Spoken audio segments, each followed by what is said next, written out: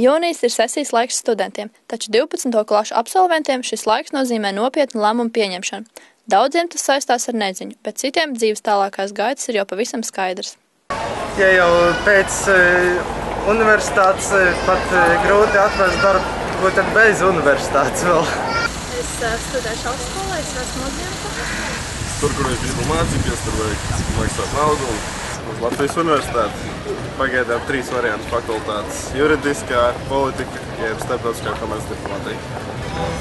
Es domāju stāties augstskolā uzreiz, Tehniskajā universitātē.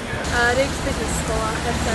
Doma iet uz Stradiņu universitāti, tur mēģināt arī starptautiskās attiecības un diplomātija, vai arī Riga Law Schools vai RBS un RBSā uzņēmējdarbība. Es jau ļoti sen zinu, ka es gribu studēt biznesu, bet es svārstījos ar vairākām skolām, un es ļoti biju pārliecināta, ka es noteikti gribu palikt Latvijā studēt. Ceru, ka atradīšu šeit Latvijā kādu darbu un tad apstāšos šeit patīk. Es dzīvoju kāds ārzemēs un vēl Latvijā daudz problēmu, bet ceru, ka viss būs labāk.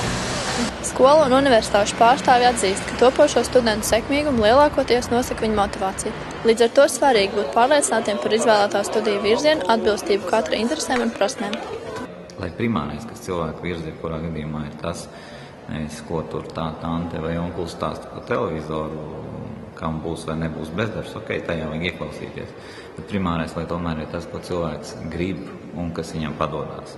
Mēģināt darīt visu, kas patīk, un atrast to savu odziņu un savu talantu un interesi, kur būtu vērts tālāk profesionāli attīstīt un ko jūs vēlētos darīt savā dzīvē nākotnē.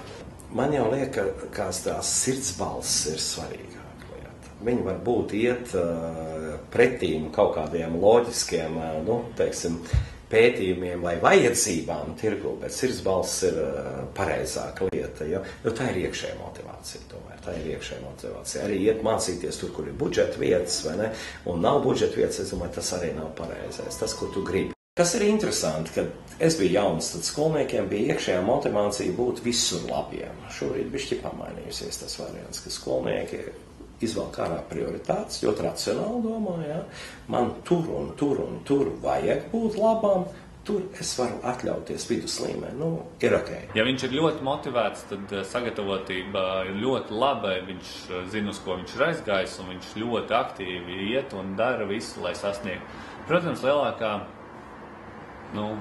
ir daļa studentu, kas vienkārši ir iestājušies līdz draugam, un tad tās studijas ir, vai nu viņam viņas aizrauja, un viņš sāk arī mācīties, vai nu ir tā, ka viņš to pirmo pusgadu nevar. Es teiktu, ka mūsdienu jaunietis nav pieņēmis. Viņš pēdējā brīdī pieņem lēmumu, un ja tā uzprast 12. klases beidzējiem, kur tu iesi, 5 pateiks zinu, jo tie ir ļoti mērķtiecīgi jaunieši, tad būs tādi, kas raustīs plecs, un daži pateiks, ka brauc uz ārzemēm. Jo augstāka ir izglītība, jo faktiski sfēra ir plašāka. Pirmkārt jau jāsaprot to, ka augstākā izglītība tas nav iemācīties skrūvēt skrūjītes vai raksta bedrīti.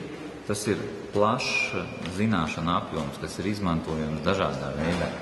Tā aktivitāte salīdzinot katru gadu krītās, jo mēs šobrīd piedzīvojam demografisko šo te kritienu. Konkurence starp augstskolām paliek ar vien grūtāka un tāda nežēlīgāka, teiksim tā. Daudzas augstskolas piedāvā studentiem karjeras konsultantu palīdzību, ko izmantot būtu vēlams tiem, kuriem raizes sagādā savas tālākās dzīves plānošanu.